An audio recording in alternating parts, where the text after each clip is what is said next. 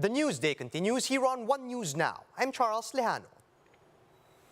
Malacanang clarifies that President Duterte has not yet endorsed any presidential candidate. Deputy Presidential Spokesperson Chris Ablan says the recent meeting between President Duterte and Bongbong Marcos cannot be considered an endorsement. The Cusi faction of PDP Laban, where Duterte serves as chairman, recently endorsed Marcos Jr.'s presidential bid. A meeting was just arranged and they met President Duterte and Senator Marcos, but there is no endorsement insofar as Malacanang is concerned.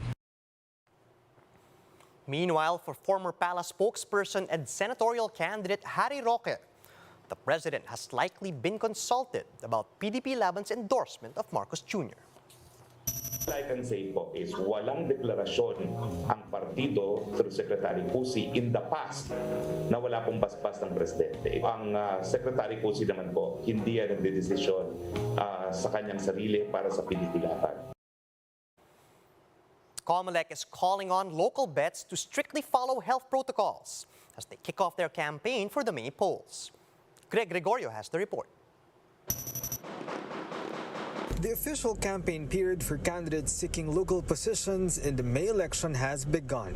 According to the COMELEC, over 18,000 local posts are up for grabs, while some 845 bets are unopposed. Although restrictions have been eased, all candidates are urged to strictly observe minimum health protocols. Recall that COMELEC campaign committee permit is no longer required in areas under alert levels 1 and 2. Napakahirap po yun kasi isipin nyo, pag nagkaroon ng isang super spreader event na naandyan kayo, sa inyo po maisisisi yan. Commissioner Garcia adds that this election season appears to be manageable and within their expectations. The poll body will also create a task force called Contra Bigay next week to combat vote buying. Task force includes representatives from the Justice Department and other agencies. Hindi na po namin kinakailangan ng formal na complaint. Subalit napakaganda kung may formal na complaint. Kalakip yung mga ebidensya. As for the supposed security breach in Smartmatic operations, Garcia said they will review the contract with the software provider. Our chairman was so strongly pointed to us that indeed, when he says complete and full transparency, it means he will walk the talk. The COMELEC will also coordinate with the National Bureau of Investigation over its findings on the matter. For News 5, Greg Gregorio, we are One News. More stories after a quick break. Keep it here on One News.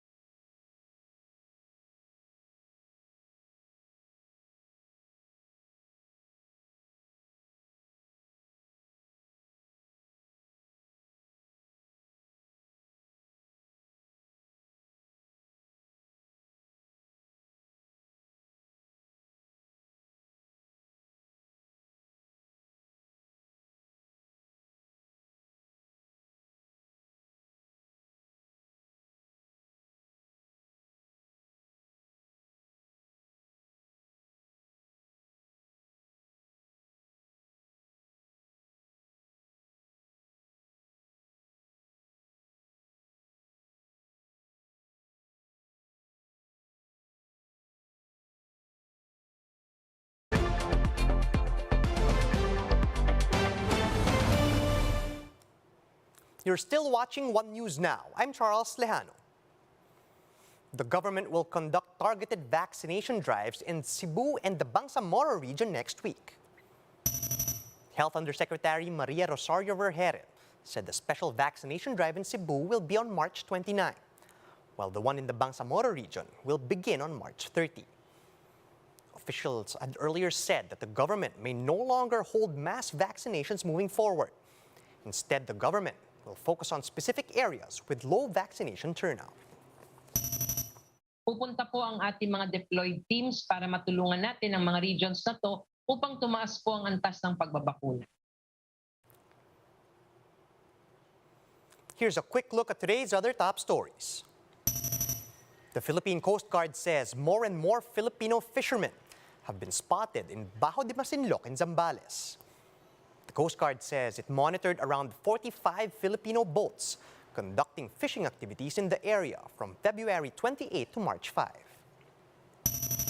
Chinese authorities have found the second black box from the China Eastern Airlines plane that crashed on Monday. The black box, which records flight data, will be examined in order to trace the cause of the accident. And Transatlantic Alliance NATO called for humanitarian aid for Ukraine during a summit in Brussels, Belgium. The organization also announced new pro-Ukraine measures, including the deployment of new combat units. For more updates, visit News 5, the Philippine Star, and Business World online. Visit our website, onenews.ph, for more in-depth analysis. And you can also catch One News on Signal Play.